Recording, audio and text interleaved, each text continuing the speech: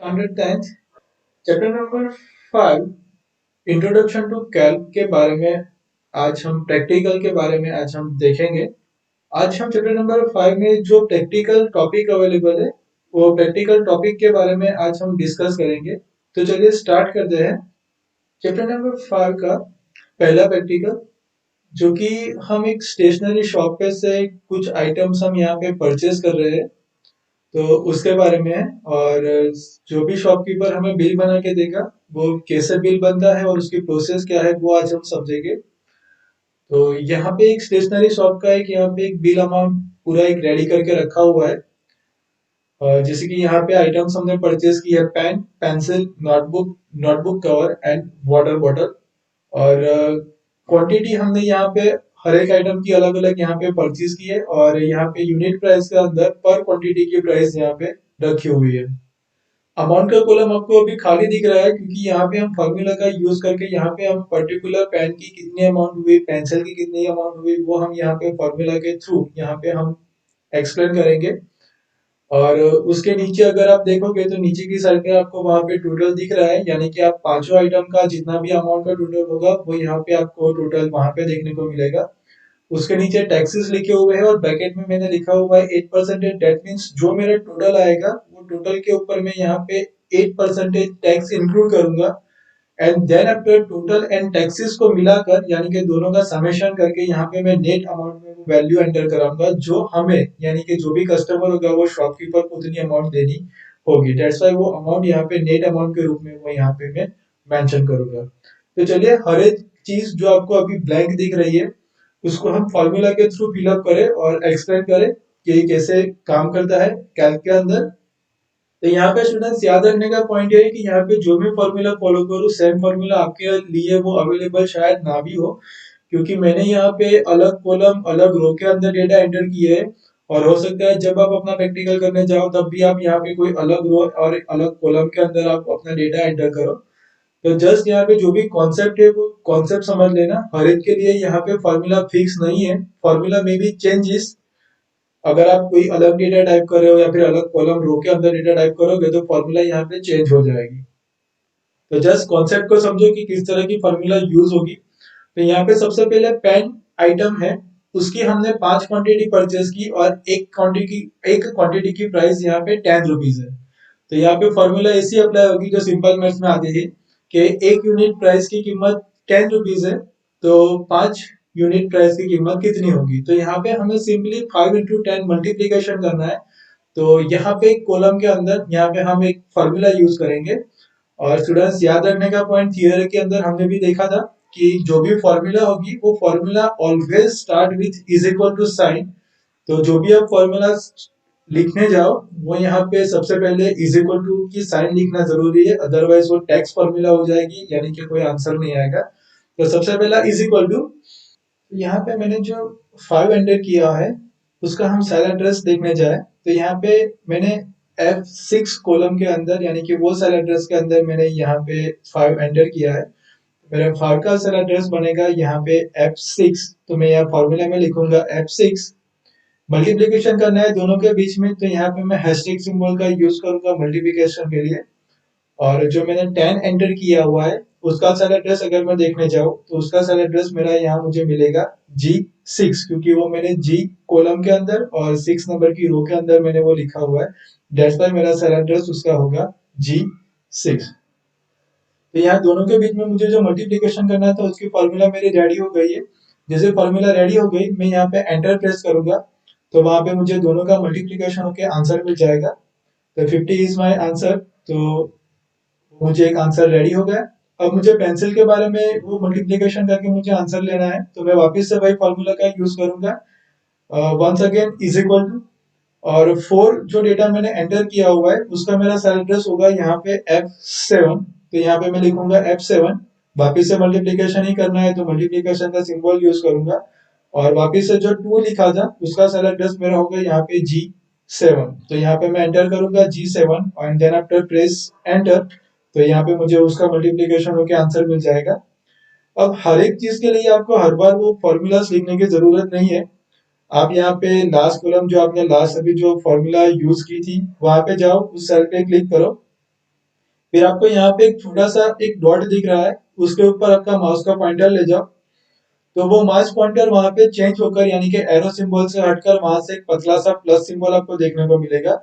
फिर माउस के left button को पकड़ के रखो और नीचे की साइड पे या फिर जिस डायरेक्शन में आपको फॉर्मूलाज वो सेम अप्लाई करानी है उस डायरेक्शन के अंदर आप क्या करो, ड्रैग एंड ड्रॉप करो, और जहां तक ले जानी है वहां तक वो फॉर्मूला ले जाओ और वहां तक जाकर उसको फिर रिलीज कर दो, अपने माउस के लेफ्ट बटन को रिलीज कर दो, तो पूरी जगह पर आपकी फॉर्मूला वहां पे अप्लाई हो जाएगी। जैसे कि आप देखोगे 250 फॉर्मूला बार के अंदर आपको यहाँ पे वो फॉर्मूला देखने को मिलेगी F8 इंटू G8, तो आप यहाँ पे भी देख सकते हो या फिर डबल क्लिक करोगे तो आपको यहाँ बॉक्स के अंदर भी देखने को मिल जाएगी।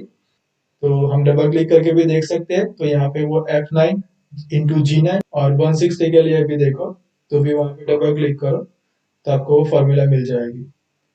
यहाँ पे आपने गौर किया होगा तो हर एक फॉर्मूला के अंदर एड्रेस यानी कि जो भी रो का नंबर था और वो यहाँ पे वन बाय वन अपने आप इंक्लूड होते गए, यानी कि हमने फर्स्ट एंड सेकंड रो की फॉर्मूला अपने आप लिखी, then after drag and drop किया तो आप देखोगे यहाँ पे 8 नंबर की रो के अंदर अपने आप वो 8 नंबर लिखा हुआ आ गया। फिर 9 नंबर की रो में अंदर भी देखोगे तो भी वो आ गया, एंड 10 नंबर में भी देखोगे तो भी आ गया। तो इस टाइप की अगर हम फॉर्मूलाज या फिर सेल एड्रेस का हम यूज कर रहे हैं तो इसको हम रिलेटिव सेल एड्रेस हम इसको कहते हैं, जो लेटर ऑन चैप्टर के बारे में उसमें आएगा कि रिलेटिव सेल एड्रेस क्या है। तो वो अपने मुताबिक अपने आप क्या करता जाएगा, सेल एड्रेस को आगे कंटिन्यू करता जाएगा और हर बार जो भी values depending upon rows and column, हमने यहाँ पे रोज के मुताबिक फॉर्मूला यूज की थी तो यहाँ पे रो नंबर चेंज हो गए। अगर आप कॉलम के मुताबिक फॉर्मूला लिखने जा रहे हो तो यहाँ पे वो कॉलम का नाम जो होगा वो नाम चेंज होता जाएगा। अब हमारे लिए 5 आइटम के अलग अलग वैल्यूज के साथ हमारे पास अमाउंट रेडी है, तो हम पांचों आइटम का अमाउंट मिला के कितना टोटल होता है वो हम चेक करें, तो हम यहाँ पे फॉर्मूला यूज करते हैं टोटल के लिए इज इक्वल टू, और आगे हम लिखते हैं सम और ब्रैकेट करेंगे। अब हम यहाँ पे सम की फॉर्मूला यूज कर रहे हैं, तो यहाँ पे हमारा जो 50 लिखा हुआ है यानी कि वेरी फर्स्ट सेल कि जिससे हमें समेशन स्टार्ट करना है, तो हम 50 कॉलम के अंदर जो सेल एड्रेस आएगा उसकी वैल्यू यहाँ पे लिखेंगे, यानी कि मेरा सेल एड्रेस होगा यहाँ पे H6, तो मैंने H6 लिखा। फिर मैं कॉलन साइन का यूज करूंगा और जो लास्ट में जहां तक मुझे वो समेशन करवाना था वो लास्ट वाली वैल्यू का सेल एड्रेस कंसीडर करूंगा, यानी कि मैं डायरेक्टली अब 160 वाला सेल एड्रेस देखूंगा, तो मेरा 160 का सेल एड्रेस रहेगा यहाँ पे H10, तो यहाँ पे मैं लिखूंगा H10।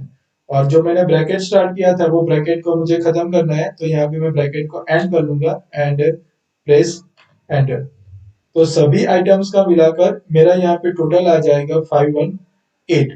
ओके, अगर आपको ये वाली फॉर्मूला यूज ना करनी हो तो बाजू की कॉलम में बताता हूँ वो वाली फॉर्मूला भी आप यूज कर सकते हो। For example is equal to H6 plus H7 plus H8 plus H9 plus H10 और प्रेस एंटर, तो भी आपको आंसर वहां पे सेम टू सेम मिलने वाला है। तो दोनों में से कोई भी एक फॉर्मूला यूज करो। यहाँ पे मैंने पहले से थोड़ी फॉर्मेटिंग करके रखी है, डेट्स वाई यहाँ पे आपको टोटल रेड कलर में दिख रहा है, और टैक्सेस में भी वहां पे कुछ फॉर्मेटिंग नहीं होगी तो आपको वहां पे सिंपली दिखेगा, और नेट अमाउंट में अगर फॉर्मेटिंग होगी तो वापस से आपको उसी फॉर्मेटिंग के अंदाज में आपको वहां पे वैल्यूज आपको देखने को मिलेगी। अब यहाँ से जो एक्स्ट्रा वैल्यूज थी वो मैं हटा देता हूँ, मुझे नहीं काम की।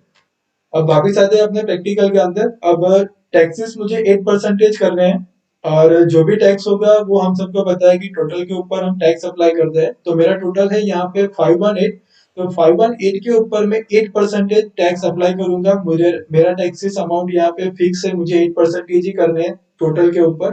तो यहाँ पे मैं फॉर्मूला यूज करूंगा डायरेक्टली इज इक्वल टू 518 का जो सेल एड्रेस होगा वो सेल एड्रेस यहाँ पे लिखूंगा, क्योंकि मुझे वो टोटल के ऊपर टैक्सेस अप्लाई करवाने हैं, तो मैं यहाँ पे लिखूंगा 518 का सेल एड्रेस। तो यहाँ पे 518 का सेल एड्रेस है H11, तो मैं यहाँ पे लिखूंगा HB11। फिर मल्टीप्लीकेशन का सिंबल का यूज करूंगा एंड डायरेक्टली लिख दूंगा यहाँ पे 8%, क्योंकि मेरी अमाउंट फिक्स है, वो हर बार चेंज नहीं होने वाली, तो यहाँ पे सीधा लिख दिया 8%। आप यहाँ पे दूसरी फॉर्मूला भी यूज कर सकते हो, for example is equal to H11 into 10 divide by 100, तो आपको वहां पे परसेंटेज का यूज नहीं करना पड़ेगा। मैंने डिवाइड बाय 100 मुझे नहीं करना है, डेट्स व्हाई मैं यहाँ पे परसेंटेज का यूज कर रहा हूँ। क्योंकि हमें पता है परसेंटेज इज ऑलवेज 100, तो यहाँ पे डायरेक्टली वो उसी के मुताबिक वहां पे फॉर्मूला सेट हो जाएगी। तो जैसे ही फॉर्मूला हो गया एंटर प्रेस करूंगा तो मुझे 518 के ऊपर 8% के मुताबिक यहाँ पे मुझे एक वैल्यू मिलेगी 41.44 रुपीज। तो यहाँ पे मुझे इतना टैक्सेस अपनी अमाउंट के ऊपर मुझे देना पड़ेगा। और आप जाके फॉर्मूला चेक करोगे तो डबल क्लिक करो वैल्यू में जाके तो आप यहाँ पे देख सकते हो H11 इंटू 0.08, यानी कि हमने 8% लिखा था, डेट्स वाई 8 डिवाइड बाय 100, और 8 को आप 100 से डिवाइड करोगे तो आपको मिलेगा 0.08। तो आप कोई भी हिसाब से वैल्यू अगर लिखना हो तो लिख सकते हो अपने आप, तो भी वो आंसर सही तरीके का ही आएगा। अब नेट अमाउंट है, तो नेट अमाउंट के ऊपर मुझे टोटल एंड टैक्सेस का समेशन करना है, यानी कि दोनों की वैल्यू को मैं प्लस करके यहाँ पे नेट अमाउंट में कंसीडर करूंगा। तो समेशन के लिए यहाँ पे सिंपल फॉर्मूला आप सबको पता ही है। टोटल में जो वैल्यू लिखी है 518, उसका सेल एड्रेस में यहाँ पे लूंगा, तो उसका सेल एड्रेस है यहाँ पे H11। तो स्टार्ट करूं इज इक्वल टू लिखता हूं यहाँ पे H11 और प्लस सिंबल का यूज करता हूं, और 41.44 यानी कि टैक्सेस जो भी वैल्यू आई उसका यहाँ पे सेल एड्रेस है H12, तो यहाँ पे मैं लिखूंगा H12 और वहां पे वापस से एंटर प्रेस करूंगा। तो मेरी टोटल अमाउंट यहाँ पे पे करने को आई 559.44 रुपीज, यानी कि मुझे 560 रुपीज अराउंड मुझे यहाँ पे करने होंगे। तो ये था जो आपका सिंपल प्रैक्टिकल था कि आप कोई भी स्टेशनरी शॉप या फिर पर्टिकुलर कोई भी शॉप पे आप जाते हो और वहां से आप बिल परचेज करते हो कोई भी आइटम और वहां से आपको बिल मिलता है, तो बिल अमाउंट कैसे बनता है और उसके ऊपर टैक्सेस कैसे होते हैं, तो उसी हिसाब से यहाँ पे आपको एक एग्जांपल दिखाया गया। तो आप यहाँ पे प्रैक्टिस कर सकते हो कि रैंडमली कोई भी आइटम्स लो, उसके क्वांटिटी यूनिट प्राइस लिखो और यहाँ पे अपने आप प्रैक्टिकल करना चाहो तो आप यहाँ पे अपने आप प्रैक्टिकल कर सकते हो। और रही बात ये सारी जो फॉरवर्डिंग की जो मैंने टेक्स्ट कलर किया हुआ है अलग अलग, वो सब तो आई होप कि आप सबको पता होगा कि कैसे होता है, बोल्ड है, इटालिक, अंडरलाइन, टेक्स्ट का कलर कैसे होता है, वो आई होप कि all you are know that. So अभी वो मैंने बताया नहीं, तो प्रैक्टिकल के बारे में आपको जो भी समझाया वो आपको समझ में आ गया होगा। हम चैप्टर 5 के दूसरे प्रैक्टिकल की अगर बात करें जो एक्सरसाइज के अंदर अवेलेबल है, तो अगर उस प्रैक्टिकल की बात करें तो वहां पे हमने एक मार्कशीट क्रिएट की हुई है और अलग अलग डिफरेंट डिफरेंट सब्जेक्ट्स को लेकर हमने यहाँ पे पर्टिकुलर नंबर ऑफ स्टूडेंट्स की यहाँ पे एक मार्कशीट क्रिएट कर रहे हैं, जिसके अंदर हम यहाँ पे फिलहाल अभी टोटल एंड परसेंटेज को फाइंड आउट करेंगे। तो सेकंड प्रैक्टिकल चैप्टर नंबर 5 का हम देखेंगे जिसके अंदर मार्कशीट क्रिएट करना है और हम फाइंड आउट करेंगे टोटल एंड परसेंटेज दोनों की वैल्यू। तो यहाँ पे ऑलरेडी डेटा रेडी है, अलग अलग 5 स्टूडेंट्स की वैल्यू और उनके मार्क यहाँ पे लिखे हुए हैं। तो हम सीधा यहाँ पे टोटल फाइंड आउट करें। तो सबसे पहला एक स्टूडेंट है अंकित गोयल करके, तो उसका यहाँ पे टोटल देखे कि उसका जो भी एग्जाम थी वो एग्जाम में कितना टोटल आया, हर एक सब्जेक्ट का टोटल हम अगर हम यहाँ पे करने जाए तो हम स्टार्ट करें। तो सबसे पहले इज इक्वल टू और फिर सम की फॉर्मूला यूज करेंगे क्योंकि हमें टोटल करना है, तो सम, फिर ब्रैकेट करेंगे, फिर यहाँ पे 65 यानी कि मेरा फर्स्ट सब्जेक्ट यहाँ पे स्टार्ट होता है 65 मैथ्स को लेकर और मेरा एंडिंग होता है कंप्यूटर सब्जेक्ट में 78 नंबर।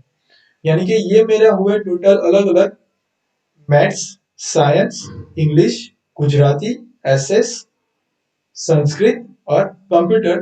तो अलग अलग यहाँ पे 7 सब्जेक्ट के मार्क्स हुए। ओके, तो यहाँ पे मैं स्टार्टिंग करूंगा रेंज मेरी 65 से लेकर, यानी कि उसका मेरा सेल एड्रेस में चेक करने जाऊं तो वहां पे होगा मेरा C5, तो मैं यहाँ पे लिखूंगा C5, फिर वहां पे कोलन करूंगा क्योंकि मुझे यहाँ पे सेल रेंज आइडेंटिफाई करनी है, मुझे यहाँ पे सेल रेंज से एग्जांपल देना है, तो वहां पे कोलन सिंबल का यूज कर कर मैं यहाँ से अपने लास्ट सेल एड्रेस पे आऊंगा, यानी कि मेरे कंप्यूटर सब्जेक्ट के मार्क्स जो कॉलम में लिखे हुए हैं और उसका सेल एड्रेस यहाँ पे होगा I5, तो मैं यहाँ पे लिखूंगा I5, ब्रैकेट ओपन किया था वो ब्रैकेट को मैं यहाँ पे क्लोज करूंगा और यहाँ पे एंटर प्रेस करूंगा। यहाँ पे आप देख सकते हो कि मेरे 7 सब्जेक्ट का टोटल यहाँ पे आएगा 441। ओके, फिर जैसा हमने आगे के प्रैक्टिकल में देखा था कि यहाँ पे जो आपको एक्टिव सेल के नीचे जो भी आपको एक छोटा सा डॉट दिख रहा है उस डॉट के ऊपर जाओ, आपका पॉइंटर वहां पे छोटा सा पतला सिंबल प्लस वाला आपको देखने को मिलेगा। फिर माउस का लेफ्ट बटन पकड़ कर रखो और नीचे की साइड पे उसको क्या कर दो, ड्रैग कर दो।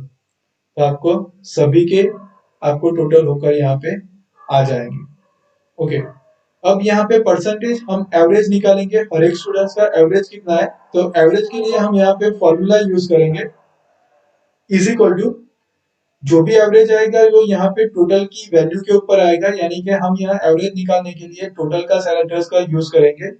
टोटल का सेल एड्रेस यहाँ पे होगा फर्स्ट स्टूडेंट का J5, और एवरेज निकालने के लिए हम यहाँ पे नंबर ऑफ सब्जेक्ट को काउंट किए थे आगे अभी, तो हमें नंबर ऑफ सब्जेक्ट मिले थे टोटल 7। तो यहाँ पे total divide by number of subjects हम करेंगे, यानी कि टोटल की सेल एड्रेस की वैल्यू हमने लिख दी J5। यहाँ पे डिवाइड के लिए हम यहाँ पे स्लैश सिंबल का यूज करेंगे, एंड नंबर ऑफ सब्जेक्ट जो हमारे 7 आए थे वो डायरेक्टली हम यहाँ पे 7 लिख देंगे, क्योंकि हर एक स्टूडेंट्स के लिए 7 वो नंबर एक कॉमन रहेगा, क्योंकि हर एक स्टूडेंट्स के सब्जेक्ट 7 ही है। और लिखकर यहाँ पे हम एंटर प्रेस करेंगे, तो यहाँ पे उसके परसेंटेज निकल जाएंगे। और वापस से जो भी हमने फॉर्मूला लिखी थी उस सेल पे जाओ, और जो भी आपको छोटा सा पतला डॉट दिख रहा है वहां से उसको पकड़ कर नीचे क्या कर दो, ड्रैग कर दो। तो यहाँ पे हर एक स्टूडेंट के परसेंटेज आपको मिल जाएंगे। तो ऐसे ही आप यहाँ पे अपने फ्रेंड्स का नाम लिखकर उसकी मार्कशीट आप बनाकर आप यहाँ पे चेक कर सकते हो। और जो भी फॉर्मूलाज अभी सिखाई कि मल्टीप्लिकेशन कैसे करना था, टोटल कैसे कर सकते हो, परसेंटेज कैसे निकाल सकते हो, तो वो फॉर्मूला का आप घर पे प्रैक्टिस कर सकते हो। यहाँ पे मैंने प्रैक्टिकल कैल्क विंडो के अंदर किया हुआ है। अगर आपके पास कैल्क सॉफ्टवेयर अवेलेबल ना है, openoffice.org अवेलेबल नहीं है, तो आप माइक्रोसॉफ्ट ऑफिस के माइक्रोसॉफ्ट एक्सेल के अंदर भी ये काम कर सकते हो। सेम फॉर्मूला के साथ आप काम करोगे, क्योंकि दोनों में कोई फर्क नहीं है, दोनों चीज कॉमन ही है। आप कैल्क ले लो या फिर एक्सेल ले लो, सिर्फ यहाँ पे उसका लेआउट में थोड़ा डिफरेंस आपको देखने को मिल जाएगा, मगर काम दोनों का सेम ही है। तो अगर आप वही चीज वही फॉर्मूला को सेम लेकर आप एक्सेल में काम करोगे तो भी आपको वो काम हो जाएगा। बस याद इतना रखना है कि सेम फॉर्मूला का यूज मत करना और सेम डेटा का भी यूज मत करना। अपने आप लेकर करोगे तो वो थोड़ा आसान रहेगा और आपको समझ में भी आएगा। तो आई होप कि चैप्टर नंबर 5 के दो प्रैक्टिकल्स के बारे में आपको जो भी जानकारी मिली, जो भी आपको फॉर्मूलाज और जो भी आपको सिखाया, वो आप सबको समझ में आ गया होगा। तो नेक्स्ट चैप्टर के साथ और नेक्स्ट चैप्टर के प्रैक्टिकल के साथ हम जल्दी वापस मिलेंगे। तब तक goodbye, take care and thank you all.